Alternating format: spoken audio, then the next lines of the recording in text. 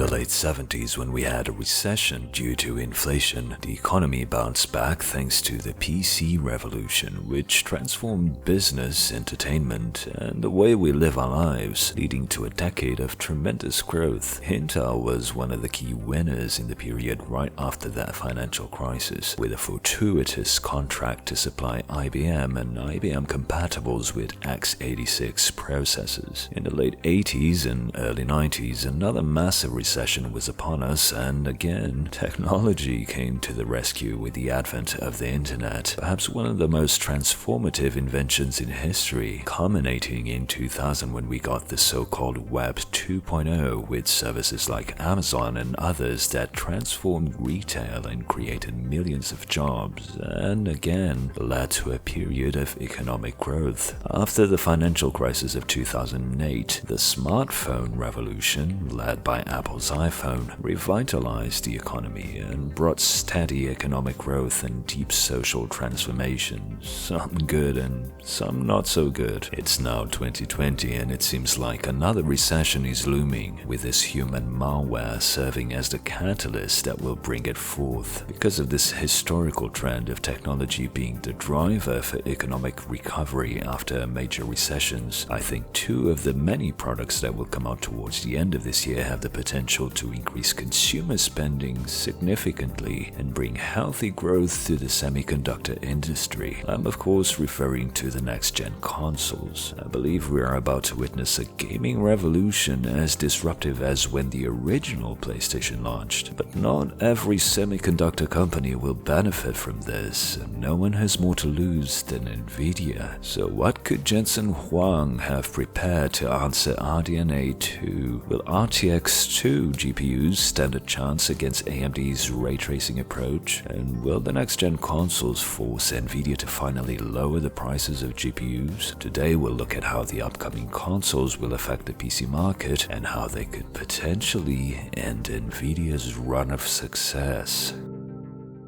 Now is a great time to grow your knowledge and learn valuable skills, and today's sponsor, Brilliant, is the perfect place to go deeper into topics like programming, artificial intelligence, computer science, and even quantum computing. The best way to learn is by practicing, and Brilliant offers over 60 courses with a teaching style that embraces failure and growth, giving you clear and easy to understand explanations when you fail. They have a brand new Introduction to Neural Networks course that covers the basics of creating flexible, data processing artificial neurons that can make predictions and decisions. Then, when you're done with that, check out their Artificial Neural Networks course, which goes into things like computationally modeling the brain, a topic I'm very interested in. The Computer Science Fundamentals course has interactive programming exercises and great illustrations that draw you in. It's a captivating way to learn and very practical, which is something I appreciate. There's also a great course for one of the most in-demand programming languages right now, Python. Whatever area you work in or want to work in, automating processes with Python is going to be super valuable going forward, and Brilliant makes it super easy to learn it. Check out brilliant.org/cortex. You can sign up for free, and the first 256 people who do will get 20% off an annual premium subscription. Link in the description. One of the questions that PC enthusiasts, particularly gamers, often ask is, how can Nvidia be performing so well in the stock market when RTX had such a weak reception from the majority of consumers? AMD GPUs have been gaining percentage points in market share every quarter, and both Sony and Microsoft have gone with AMD instead of Nvidia or Intel for their next-generation consoles. In fact, just this week, Nvidia saw one of the biggest single-day jumps in share price, closing Tuesday with just over 17% gains. Well, there are two reasons why Nvidia is still a favorite among investors. Firstly, they have a pristine balance sheet thanks to the massive margins they make on their GPUs. Nvidia currently has a net cash position of almost $9 billion, although 7 of those $9 billion will be used to buy Mellanox, leaving the company with $2 billion in cash. Only one company in the semiconductor industry has more cash at hand than Nvidia. And no, it's not Intel. It's TSMC. In times of uncertainty, nothing gives investors a greater sense of security than cash in the bank. The second reason why Nvidia is still performing so well in the stock market is that with the current rush for DNA sequencing and drug development for the human malware that's affecting the world today, it stands to reason that GPUs will be in high demand, both locally and through the cloud. And as the leaders in this segment, Nvidia seems, at least in theory, well positioned to ride the incoming recession with ease. But is Nvidia's position sustainable in the longer run? Gaming is still Nvidia's core business, and AI algorithms will eventually reach a stasis where the programmability of GPUs will be trumped by the specialization of ASICs. I've talked at length in the past why I think Nvidia's position in AI is only transitional, so I won't repeat myself. But as far as gaming is concerned, the next generation consoles pose a serious threat to Nvidia's core business, not only because of the value the consoles themselves represent, but also because of the SoCs that are powering them and how they will impact the PC industry. Looking in more detail at the two consoles, there are a few things that stand out to me, but before we look at the main specs, there's one detail that I think is worth clarifying. I'm seeing a lot of people assuming that the SoCs are built on TSMC's regular 7nm process with a few enhancements. The reality is these SoCs are indeed using EUV, which means fewer masks will be required to produce them. It's unclear whether this will be cheaper or more expensive for Microsoft and Sony, but it does help explain why the SoCs are so tiny and efficient. How do I know that the process involves EUV and is not just regular 7nm with some enhancements? Well, the company providing the SRAM for the Xbox and RDNA 2 GPUs is Synopsys, and if we go on the Synopsys website and look at TSMC's 7nm, you find the dual-port SRAM for the console's SoC right near the bottom, and it's only available for 7nm FinFET Plus,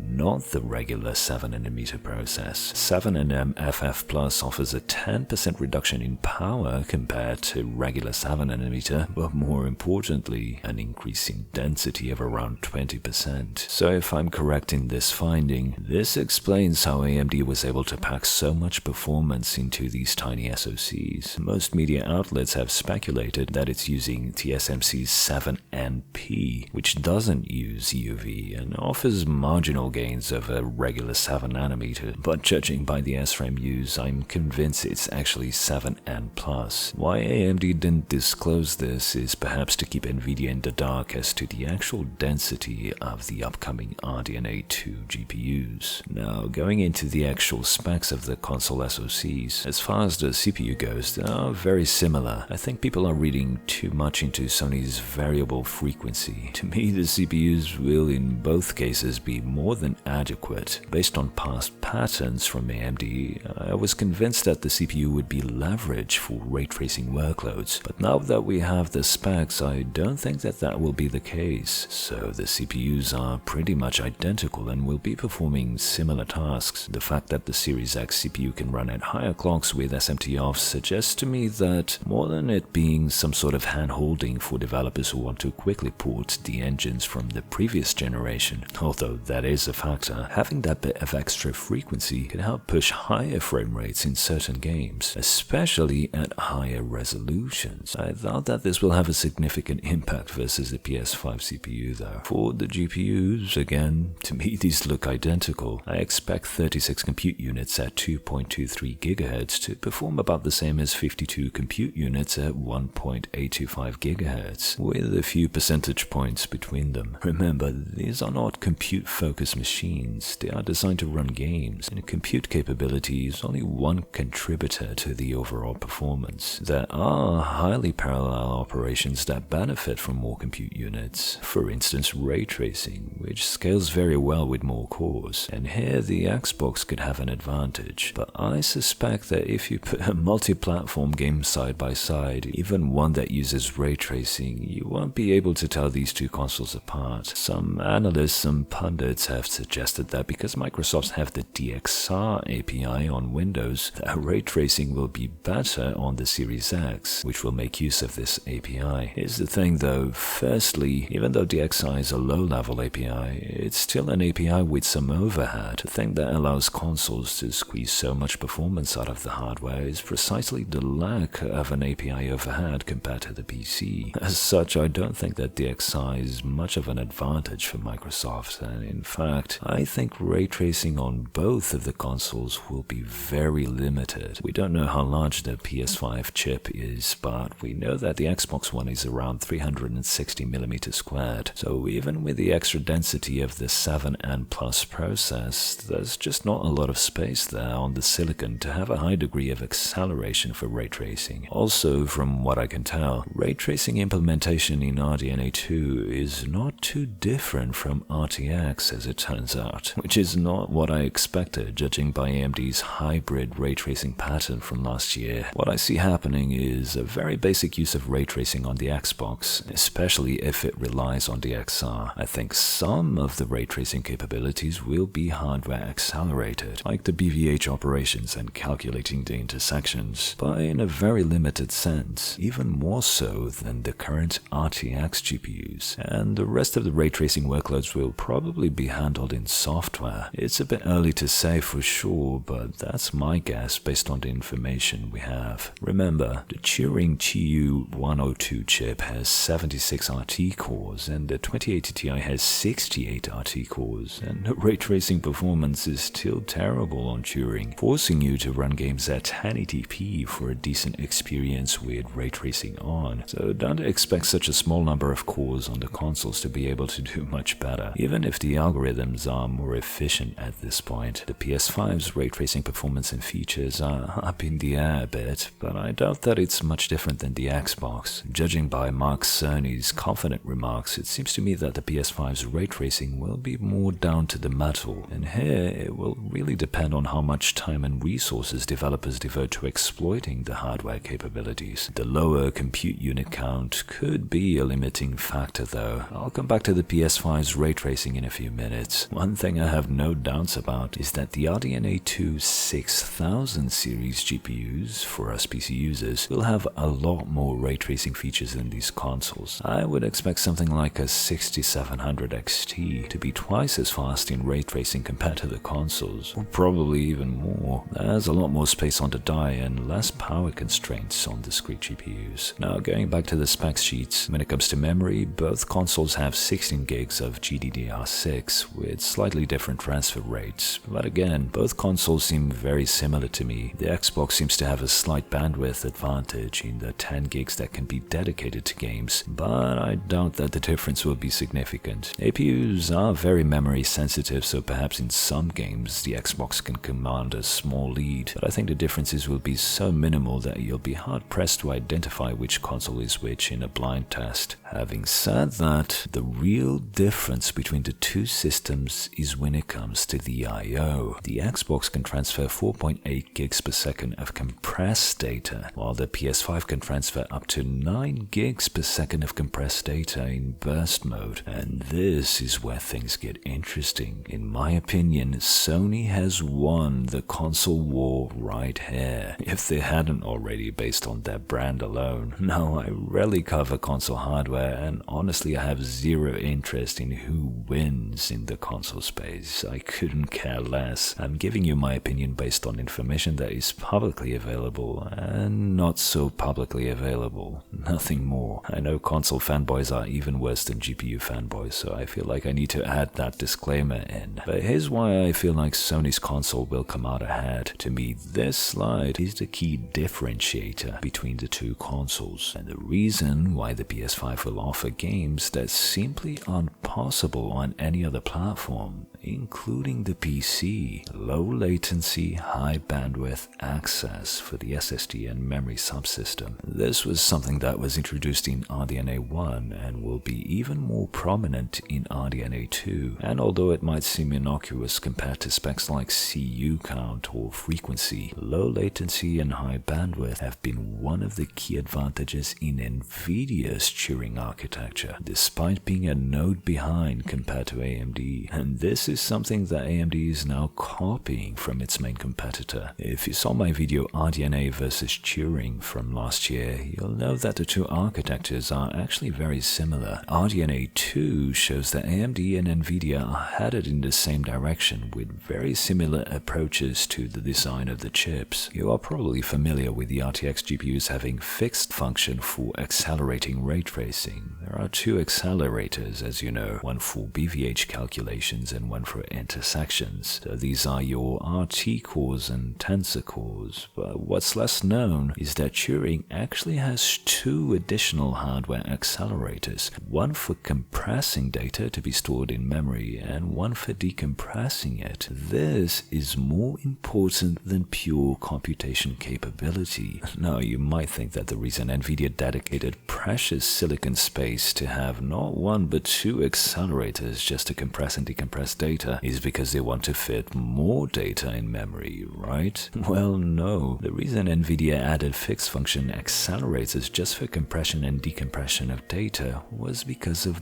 bandwidth, so that the data could be accessed more quickly. This is key to getting more performance in future processors, and Sony identified this bottleneck and has focused on mitigating it in the PS5, in detriment of having more compute units in the GPU, for instance. This was the right call. It's not just subterfuge from Sony to try and brush off Microsoft's advantage in compute unit count. Mark Cerny is 100% correct in his assessment of what design decisions are going to affect performance the most in these machines. You see, the biggest bottleneck in performance in modern processors is not related to the computation itself, it's in the communication. Most people seem fixated on this idea of compute unit count and frequency being indicators of performance in an age where that matters very little. The marketing departments at these companies love to have the bigger numbers, but we've gotten to a point where that's not really as important as it used to be. Don't believe me? Take a look at this slide from an Nvidia presentation at Rice University in Texas a few months ago. Let's read it together, shall we? Accelerator design is guided by cost. To contextualize, here Nvidia's chief scientist Bill Daly wasn't referring to cost in terms of dollars, but cost in terms of energy needed to operate. Arithmetic is free, particularly low precision. I'll come back to what this low precision means in the context of gaming in a bit. Note what Nvidia's view of the actual computation is. It's free. If you think that the difference in compute units in the consoles is that important, listen to what the GPU market leader has to say on that matter. Continuing, memory is expensive and communication is prohibitively expensive, energy-wise. This is why Sony focused their architecture deep dive on discussing the relationship between the SSD and the memory subsystem of the console and how it can free developers to create new experiences. Here's what Bill Daly from Nvidia went on to say on this topic of communication cost. Accessing even a small memory array costs way more than during an operation, and a lot of what we think of memory cost today is really communication cost. The best way to illustrate this is to look at actual numbers. How much does it really cost to perform a calculation, and how much does it cost to access memory? Bear with me as we get a bit more technical here, but I think it's fundamental to understand this if you want to understand where microprocessors in general are headed. Increasingly, GPU operations are dominated by adds and multiplies, so let's focus on those. So an 8-bit add operation costs a mere 0.03 picojoules. This is the actual computation cost in energy terms. A 16-bit add is 0.05 picojoules, and a 32-bit add is 0.1 picojoules. If you move to floating point, in other words, if you increase the precision of the operation, energy cost rises significantly. So a 16-bit floating point add is 0.4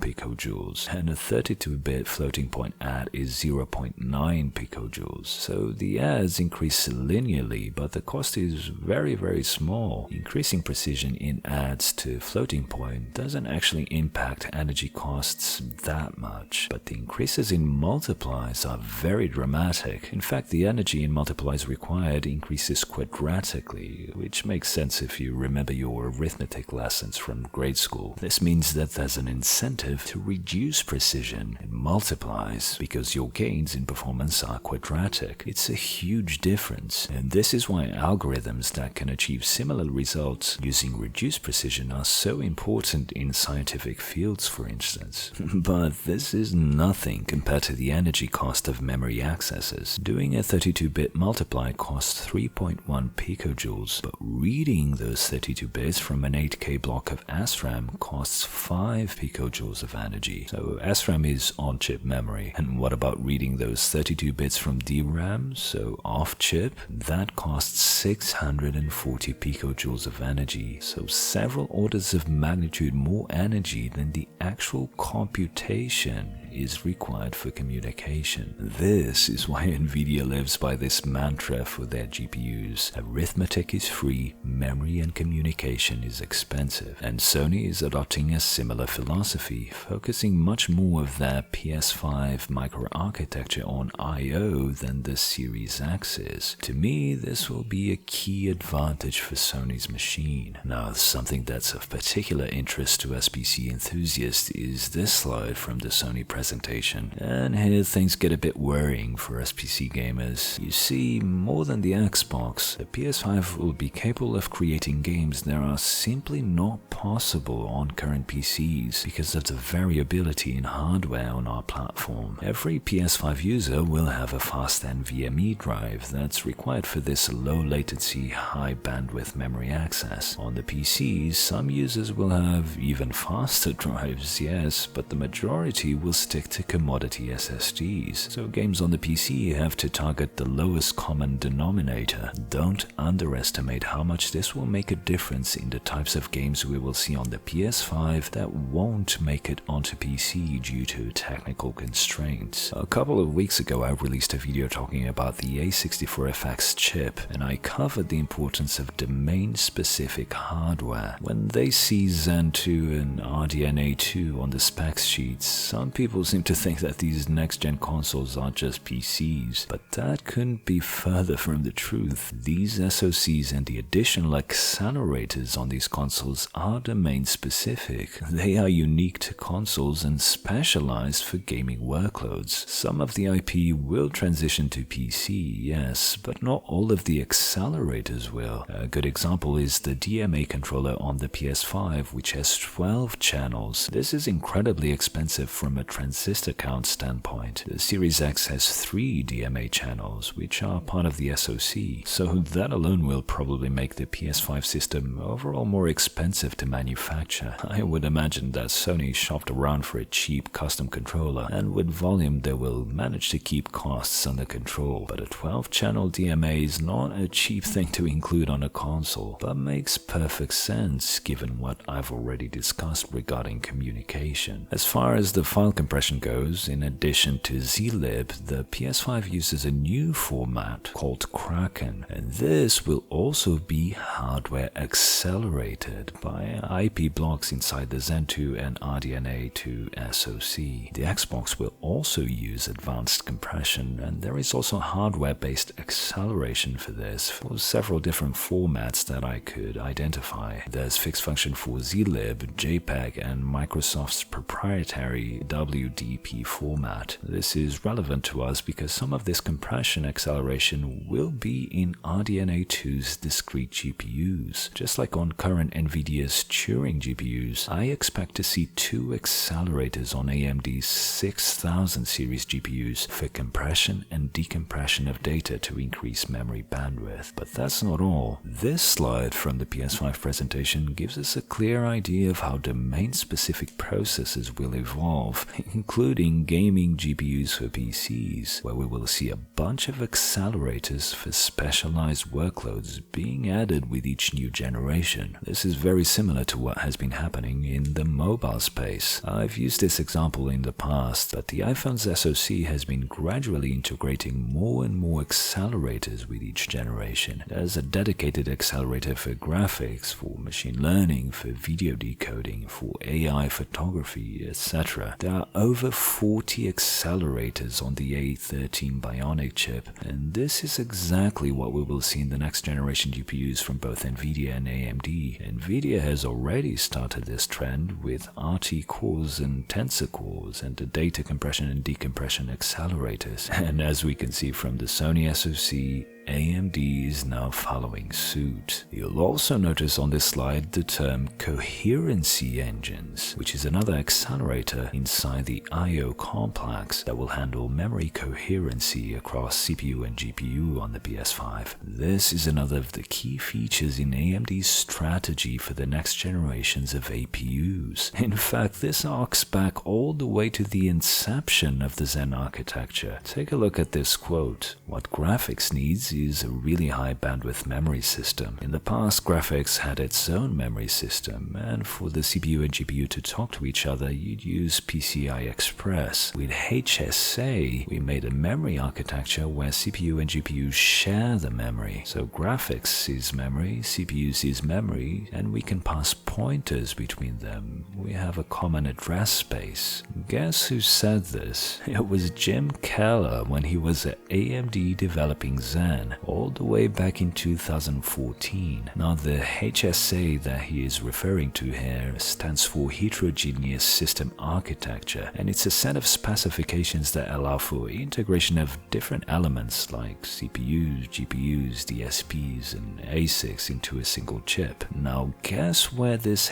HSA specification was first used? It was on the cell processor of the PS3. And guess who worked on that? Lisa Su, when she was at IBM. The PS5 and Series X chips are much more than just domain-specific SoCs that reuse PCIe, like Zen 2 and RDNA 2. This is the future of our platform. The PC is headed towards this level of heterogeneous integration, and AMD is in a unique position regarding this. There's a reason why Lisa Su was chosen to lead AMD, and it's deeply connected to her experience with embedded systems and heterogeneous computing at IBM and Freescale. For over a year now, I've been talking about how APUs will evolve to a point where GPUs will become mostly irrelevant for the vast majority of users, and these console SoCs are a taste of what's to come in the next couple of years for us PC enthusiasts. Looking at the clock speeds of the CPU and GPU, we see that Sony decided to cap their frequencies at 3.5 GHz and 2.23 GHz respectively in order to keep the console form factor compact, while Microsoft decided to have a higher power envelope, and as a consequence will have a larger box. I will have to see the Series X in person to get a good idea of how large it is. As a PC user, I actually like the Xbox form factor, but I suspect the console audience is going to find it too awkward and bulky. Sony has always had some of the best industrial design in consumer electronics, so I expect the PS5 to be slick and compact, and capping these frequencies seems like it makes sense to keep heat under control in a small box. From this, we can extrapolate that RDNA 2 will hit some seriously impressive clock speeds in the discrete GPUs. Now that we know that AMD is separating the data center GPU's microarchitecture, so that will be CDNA, from the gaming microarchitecture, which is RDNA, I suspect there will be less of an emphasis on CU counts on the Radeon 6000 series and a greater focus on frequency and more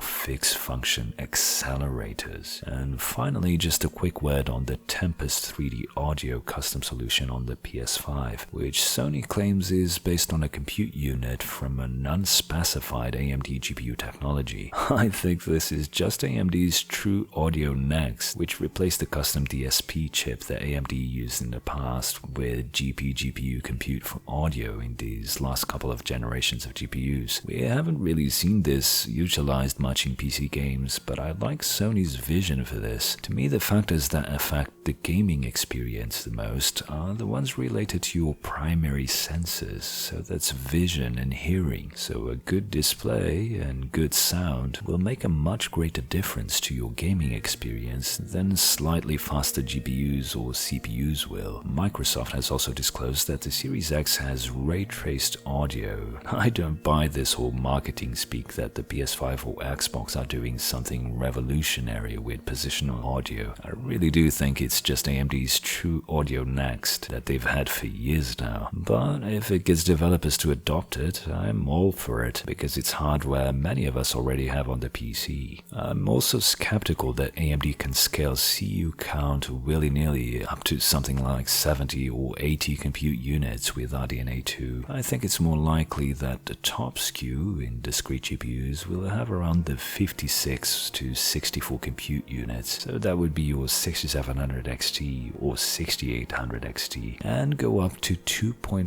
GHz in clock speeds. This would be, of course, in a 300 watt TDP. So what else can we extrapolate from the PS5 and Series X SoCs that's relevant for us PC enthusiasts? Judging by the Gears 5 port that Microsoft has shown, it seems to me that the consoles will offer 4K 60 performance on a similar level to an RTX 2080 Super, paired with something like a Ryzen 3700X. Now, obviously, because consoles are a closed platform, it's likely that over time developers will be able to squeeze even more performance out of these systems. It's not an apples to apples comparison, but it serves to give us a general idea of what to expect. If you buy a Ryzen 3700X plus a 2080 Super right now, that's a total of at least $1,000, and that doesn't include the rest of the components needed to build a PC. These consoles are offering absolutely insane value in comparison, and when we look at what sort of games the PS5 in particular will be able to deliver, things really look a bit grim for the PC market, particularly for Nvidia.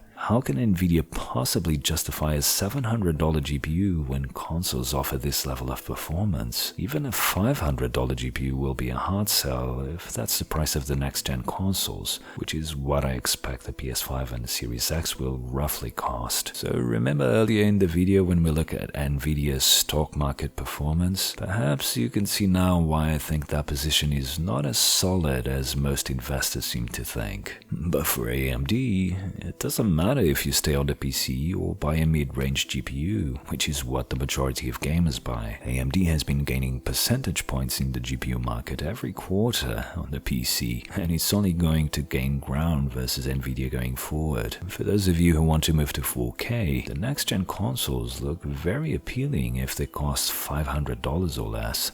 There's just no way for us to get that level of performance without spending a fortune on PC. So it's a win-win situation for AMD. The consoles allow AMD to sell CPU and GPU IP for years to come. It's going to represent a massive influx of money for the company, which compounds to what's happening on the PC business already, where they are completely trampling over Intel, at least in our segment. This means they will have more resources to keep innovating and get closer and closer to the level of investments that Nvidia makes in research and development. And it's worth mentioning this again. In the past, a lot of people were skeptical when I said that AMD would release incredibly powerful APUs that would wipe out the entry-level and even mid-range discrete GPU market. And now when you look at these console SoCs, that future doesn't seem so distant now, does it? There is, of course, one fairly important caveat, and it comes wearing a sweet leather jacket. If there's one thing that's remained mostly constant in this industry, at least up until the RTX generation, is that Jensen Huang has always made the right calls. So what will Jensen and his band of merry men have up their sleeves for the next generation of GPUs in order to keep Nvidia relevant versus AMD's potential checkmate move with the consoles and RDNA 2? Nvidia's strategy is divided into three key areas, but before we look at what they are, we need to go back to the PS5 and check what are those gaming experiences that I said won't be possible on the PC, as that's the best place to see where gaming is headed and how Nvidia can bring something to the table. The first hint at how the new memory subsystem will allow developers to create new gaming experiences came from a developer demo that surfaced online last year, showing instantaneous asset streaming. This simply isn't possible unless you have that memory coherency and the ability to use that crazy fast SSD with on-the-fly accelerated data decompression. So all of the elements that Cerny highlighted in the PS5 technical presentation come together in this demo. This will allow for completely seamless open-world games with no loading screens, and the player character movement speed could be explored to create new types of games, from super fast racing games in open-world environments with an order of magnitude more assets than previous games in that genre, and other types of games we haven't even imagined where scale is important, perhaps something where you zoom from a galaxy scale down to a planet scale down to a molecular scale really quickly and with an insane level of detail at each level. This simply won't be possible on the PC because not everyone will have access to Gen 4 super fast SSDs, and it won't be possible on the Series X because Microsoft doesn't have the same level of hyper-focus on I/O. The second demo that I think gives us an idea of the potential for new games comes from AMD's RDNA reveal last year at Computex. This was a bit of a controversial demo at the time because it's showing how bandwidth can affect games, but there were no games that would be using this. So AMD got bashed for being a bit misleading in comparing the 5700 series to the 2080 Ti in a workload that didn't represent any sort of real-world application. Or did it?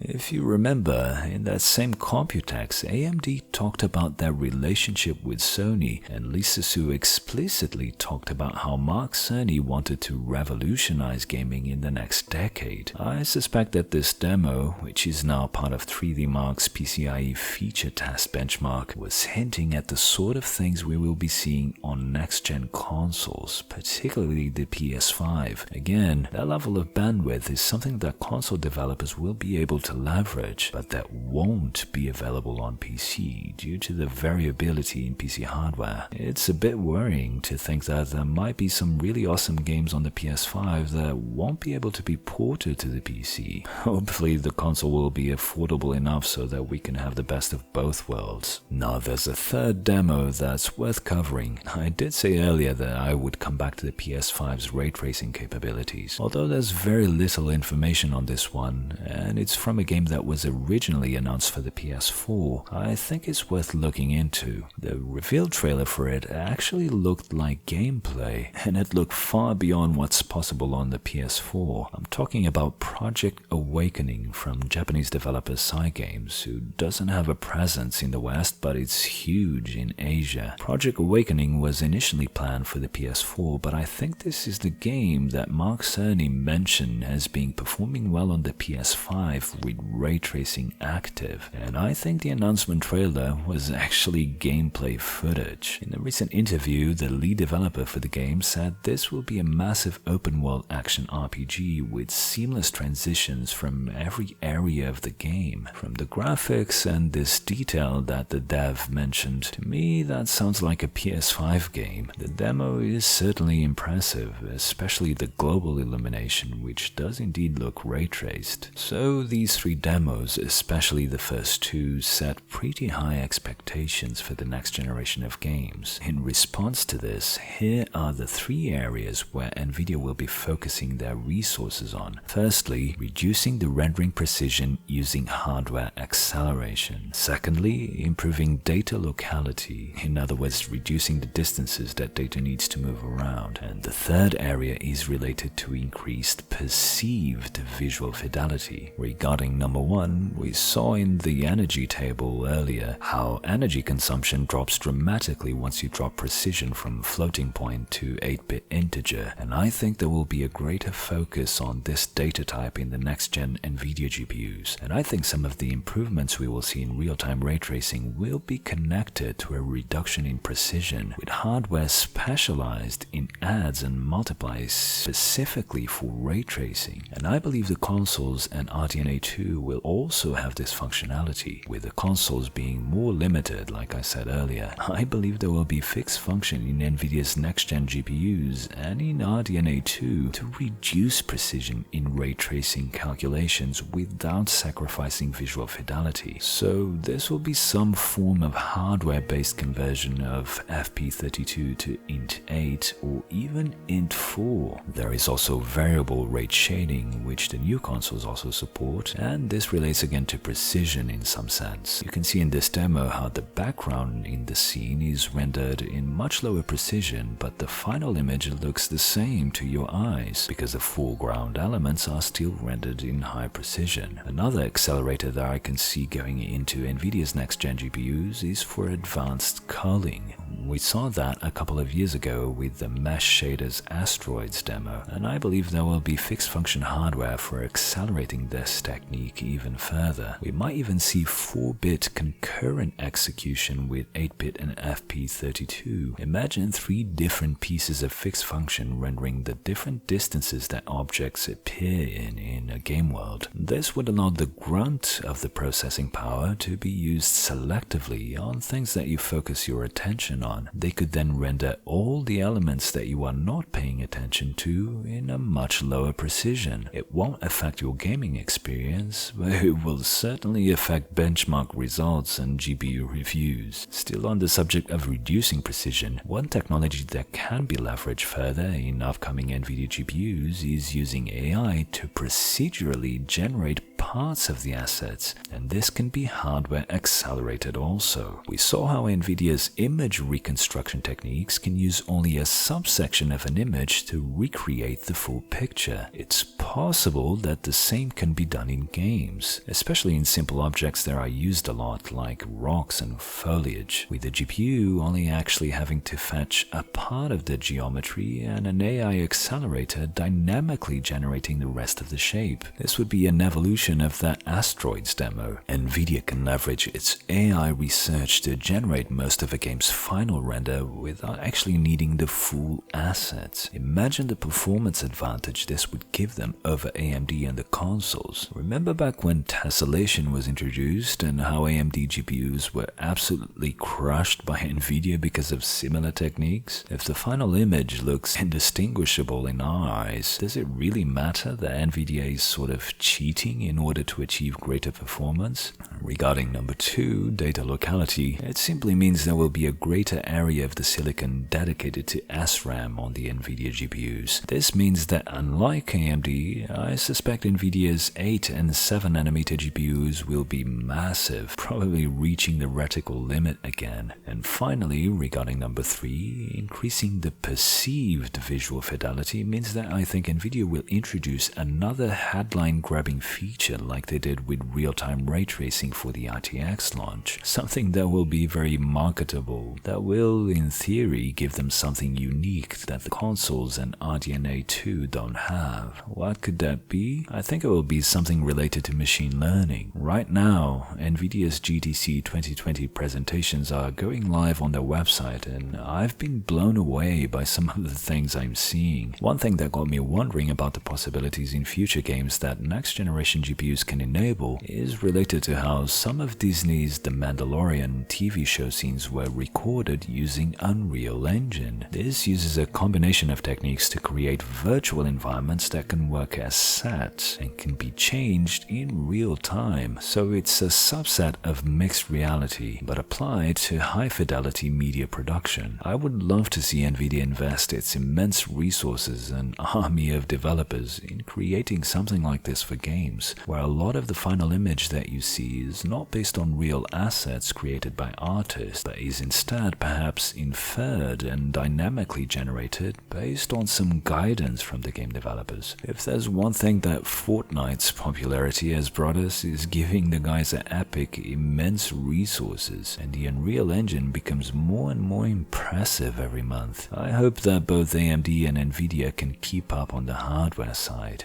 So to finish this rather long video, I think Nvidia is going to have a good solid years ahead when it comes to AI, at least while the field develops its algorithms further. The GPU programmability is worth the overhead it creates compared to ASICs for now. But as far as gaming is concerned, these new consoles are going to be very disruptive, and I can see a lot of PC gamers moving to consoles as their primary gaming device simply for financial reasons. I don't see Nvidia dropping prices because of shareholder expectations, and that leaves them in a delicate position. Either they blow us away with features that are not possible to get on consoles, or the combination of commodity hardware that's not far behind Nvidia's best offers and a looming threat of APUs will bring Nvidia crashing down. The next-gen consoles could indeed be AMD's checkmate on Nvidia. Thanks for sticking around for a longer than usual video, and if you like this sort of in-depth analysis, please consider joining my awesome patrons and support me for as little as $1 per month. It makes a world of difference. You can also support my work by buying a sweet t-shirt like this one, or a mug. Links below. Thanks for watching, and until the next one.